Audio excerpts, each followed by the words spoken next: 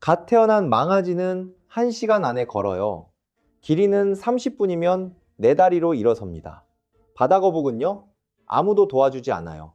혼자 모래를 뚫고 나와서 갈매기떼가 머리 위에서 덮쳐드는 해변을 가로질러 바다까지 전력 질주합니다. 태어난 지 몇 분 만에요. 그런데 인간 아기는 뭘 할 수 있냐고요?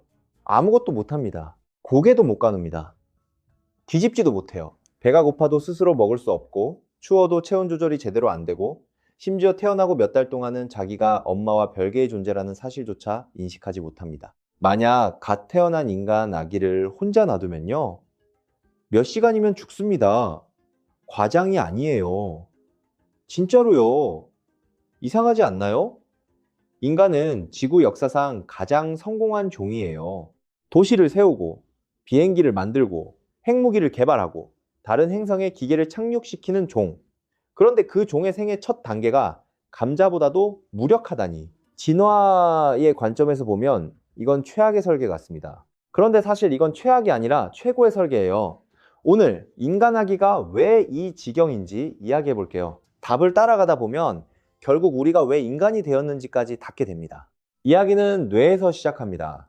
성인 인간의 뇌 무게는 약 1.4kg, 체중의 2% 정도밖에 안 되는 작은 기관이에요. 그런데 이 2%짜리 기관이 몸 전체 에너지의 약 20%를 잡아먹습니다. 뇌는 에너지 괴물이에요. 다른 영장류와 비교하면 인간의 뇌는 말도 안 되게 큽니다. 침팬지 뇌의 3배, 고릴라 뇌보다도 훨씬 크죠. 이 거대한 뇌 덕분에 인간은 언어를 만들고 계획을 세우고 도구를 쓰고 문화를 쌓고 결국 문명이라는 걸 건설했어요. 그런데 뇌가 커지는 순간 진화는 감당할 수 없는 문제와 마주칩니다. 아기는 어디로 나오죠? 산도입니다. 그리고 산도의 크기를 결정하는 건 골반이에요. 약 600만에서 700만 년 전 우리 조상은 2발로 섰습니다. 직립보행은 인간 진화의 결정적 전환점이에요. 손이 자유로워졌고 더 먼 거리를 이동할 수 있게 됐고 도구를 사용할 수 있게 됐습니다. 엄청난 이점이었죠. 그런데 2발로 서는 순간 골반의 모양이 완전히 바뀝니다. 4발로 걸을 때 골반은 넓고 열려있는 구조예요. 출산에 유리하죠. 하지만 2발로 효율적으로 걷기 위한 골반은 좁고 그릇 모양이어야 합니다. 균형과 보행에는 완벽하지만 커다란 머리를 가진 아기를 밀어내기에는 끔찍한 구조예요. 인류학자들은 이걸 산과적 딜레마라고 부릅니다. 진화가 인간에게 준 2가지 선물이 서로 정면 충돌한 거예요. 하나는 더 큰 뇌, 다른 하나는 더 좁은 골반. 뇌가 커질수록 태아의 머리도 커졌고 골반은 직립보행 때문에 좁아졌고 결국 어느 시점에 진화는 벽에 부딪혔습니다. 아기 머리가 산도를 물리적으로 통과하기 어려워진 거예요. 이건 그냥 불편한 수준의 문제가 아닙니다. 엄마와 아기 둘 다 죽을 수 있는 치명적인 문제예요. 그래서 진화는 일종의 생물학적 해킹을 감행합니다. 해결책은 단순하면서도 미친 듯이 대담했습니다. 아기를 일찍 꺼내는 거예요. 의학적으로 미숙아라는 뜻은 아닙니다. 하지만 발달 측면에서 보면 인간 아기는 다른 동물에 비해 극단적으로 미성숙한 상태에서 태어납니다. 망아지가 태어나자마자 달릴 수 있는 이유는 엄마 뱃속에서 충분히 오래 발달했기 때문이에요. 침팬지 아기도 인간 신생아보다 훨씬 유능합니다. 태어나자마자 엄마 털을 붙잡을 수 있고 몸을 가눌 수 있거든요. 그런데 인간 아기는요, 뇌가 아직 공사 중인 상태로 세상에 나옵니다. 만약 인간 아기가 다른 포유류처럼 뇌가 충분히 발달한 후에 태어나려면 임신기간이 9개월이 아니라 약 18개월에서 21개월은 되어야 한다는 연구 결과가 있어요. 하지만 21개월짜리 태아의 머리가 인간의 골반을 통과할 수 있을까요? 절대 불가능합니다. 그래서 진화가 내린 결론은 이거예요. 일단 꺼내고 나머지는 밖에서 마저 만들자. 미친 소리 같죠? 그런데 이게 통했습니다. 수백만 년 동안. 그래서 신생아학에서는 인간의 생후 첫 몇 달을 제사 3분기라고 부르기도 합니다. 원래 자궁 안에서 일어나야 할 발달이 자궁 밖에서 벌어지고 있다는 뜻이에요. 생각해 보세요. 신생아가 하루에 16시간에서 18시간을 자는 이유가 뭘까요? 게을러서가 아닙니다.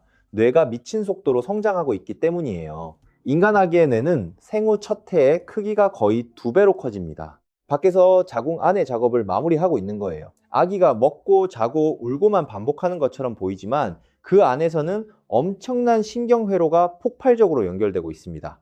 매 초 약 100만 개의 새로운 신경 연결이 만들어진다고 해요. 인간 아기는 사실상 자궁 밖의 태아입니다. 자, 여기서 이야기가 정말 흥미로워집니다. 새끼사슴은 태어나면 서는 법을 알고 있어요. 거미는 거미줄 치는 학교에 다닌 적이 없는데도 거미줄을 칩니다. 새는 물리학 교과서를 읽지 않아도 날아요. 이건 본능이에요. 유전자에 이미 프로그래밍 되어 있는 행동. 말하자면 하드웨어에 내장된 소프트웨어죠. 하지만 인간은 완전히 다른 전략을 택했습니다. 모든 걸 본능에 집어넣는 대신 진화는 인간의 뇌를 텅 빈 하드드라이브처럼 만들었어요. 언어? 태어날 때 없습니다. 배워야 해요. 문화? 없습니다. 환경에서 흡수해야 해요. 사회적 규칙, 도구 사용법, 생존 전략 전부 출생 후에 입력됩니다. 인간 아기의 뇌가 그렇게 미완성인 이유는 환경으로부터 정보를 다운로드하기 위해 기다리고 있기 때문이에요. 진화는 인간에게 본능 대신 학습 능력을 줬습니다. 그리고 학습에는 시간이 필요합니다. 아주 많은 시간이요. 이것이 인간의 어린 시절이 다른 동물에 비해 비정상적으로 긴 이유입니다. 수렵 채집 사회에서 아이들이 완전히 자립하는 나이가 언제인지 아세요? 10대 후반에서 20대 초반이에요. 태어나서 쓸모있는 존재가 되기까지 15년 이상이 걸린다는 뜻입니다. 순수한 생존 효율성만 따지면 이건 끔찍한 전략이에요. 10년 넘게 먹여주고 보호해주고 가르쳐줘야 겨우 독립하는 생물이라니 에너지 낭비의 극치 같잖아요. 하지만 인간은 단순한 생존을 위해 설계된 종이 아닙니다. 인간은 적응을 위해 설계됐어요. 시베리아에서 태어난 늑대와 스페인에서 태어난 늑대는 둘 다 그냥 늑대처럼 행동합니다. 본능이 같으니까요. 하지만 인간은 사막에서 자라면 사막에 맞는 삶의 방식을 배웁니다. 정글에서 자라면 정글에 적응하죠. 얼어붙은 툰드라에서, 거대한 도시에서, 태평양의 작은 섬에서 인간은 완전히 다른 방식으로 살아가는 법을 배울 수 있어요. 똑같은 종인데 환경에 따라 완전히 다른 문화, 언어, 기술, 사회를 만들어냅니다. 이 놀라운 유연성은 본능에서 나오는 게 아니에요. 텅 빈 채로 태어난 뇌에서 나오는 겁니다. 그 무력한 아기의 미완성 뇌가 인간을 지구에서 가장 적응력 높은 종으로 만든 원천이에요. 하지만 무력하게 태어나는 건 또 다른 거대한 문제를 만들었어요. 누가 이 아기를 지키죠? 대부분의 동물은 간단하게 해결합니다. 어미가 한동안 돌보다가 새끼가 독립하면 끝. 그런데 인간 아기는 그 전략이 통하지 않아요. 인간 영아는 끊임없는 돌봄을 요구합니다. 다른 영장류보다 더 많이 웁니다. 밤에도 계속 깨요. 원숭이 아기처럼 엄마 털을 붙잡을 수도 없어서 계속 안아줘야 합니다. 수시로 먹여야 하고 체온도 관리해줘야 해요. 인간 아기는 솔직히 말하면 지치게 하는 존재입니다. 그런데 이 피로감이 인간 사회의 구조를 바꿔놓았을 수도 있어요. 인류학자들이 수렵 채집 사회를 연구하면서 흥미로운 점을 발견했습니다. 인간은 다른 유인원과 달리 공동으로 아이를 키운다는 거예요. 조부모가 도와줍니다. 형, 누나, 오빠, 언니가 동생을 봐요. 아빠도 이모도 삼촌도 사촌도 돌봅니다. 심지어 혈연 관계도 아닌 집단 구성원이 아이를 돌보기도 해요. 이걸 공동 양육이라고 합니다. 인간 아기가 너무 살리기 어려운 존재라서 우리 종은 육아를 팀 스포츠로 만든 거예요.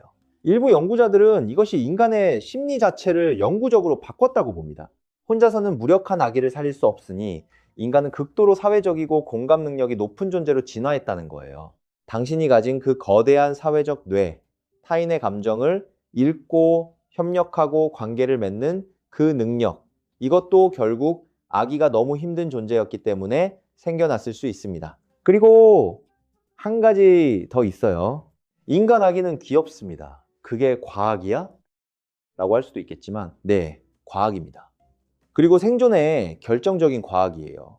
1943년 동물행동학자 콘라트 로렌츠는 아기 도식이라는 개념을 발표했습니다. 인간 아기는 특정한 신체 비율을 갖고 태어나요. 비정상적으로 큰 눈, 동그란 볼, 작은 코, 넓은 이마. 이 비율은 성인의 뇌에서 강렬한 보호 본능과 애정 반응을 유발하도록 설계되어 있습니다. 아이를 별로 좋아하지 않는 사람도 아기 얼굴을 보면 무의식적으로 감정적 반응을 보여요. 진화가 귀여움을 무기로 만든 겁니다. 왜냐면 생각해 보세요. 만약 인간 아기가 귀엽지 않았다면 밤새 울어대고 먹여야 하고 씻겨야 하고 안아줘야 하고 잠도 못 자게 하는 이 존재가 보기에도 별로였다면 솔직히 일부 지친 부모들은 포기했을 수도 있어요. 귀여움은 감상적인 이야기가 아닙니다. 생존 전략이에요. 그리고 사실 귀여움 업그레이드를 받았는데도 육아는 여전히 너무 힘들어서 인간은 끊임없이 불평합니다. 수천 년 전에도 지금도. 자, 이제 이 이야기에서 가장 놀라운 반전입니다. 오랫동안 과학자들은 이렇게 생각했어요. 인간이 똑똑해서 어린 시절이 긴 거라고. 뇌가 크고 복잡하니까 발달의 시간이 오래 걸리는 거라고요. 하지만 최근 연구들은 정반대의 가능성을 제시합니다. 어린 시절이 길어서 인간이 똑똑해진 거라고. 순서가 뒤바뀐 거예요. 뇌가 오랜 시간 동안 본능에 의존하지 않고 학습에 의존하면 그 뇌는 훨씬 더 복잡한 행동을 할 수 있게 됩니다. 아이들이 몇 년 동안 하는 일을 생각해 보세요. 놀이. 놀이는 쓸모없는 시간 낭비가 아닙니다. 놀이는 시뮬레이션이에요. 아이들은 놀이를 통해 언어를 익히고 사회적 규칙을 배우고 협력과 경쟁을 경험하고 속임수와 협상을 연습하고 창의력과 문제 해결 능력을 키웁니다. 인간의 아이들은 기본적으로 머릿속에서 물리 엔진과 사회 시뮬레이터를 약 10년 동안 돌리고 있는 거예요. 다른 동물들도 놀이를 합니다. 하지만 인간은 이걸 극한까지 밀어붙였어요. 그리고 그 시작점은 수백만 년 전에 일어난 하나의 위험한 타협이었습니다. 뇌가 너무 커졌고 골반이 너무 좁아졌고 진화는 인간을 지구상에서 가장 미완성인 동물로 만들었습니다. 모든 인간 문명은 혼자서는 밤을 넘기지 못하는 아기에서 시작됐습니다. 피라미드, 만리장성, 대성당, 인쇄기, 증기기관, 인터넷, 달 착륙.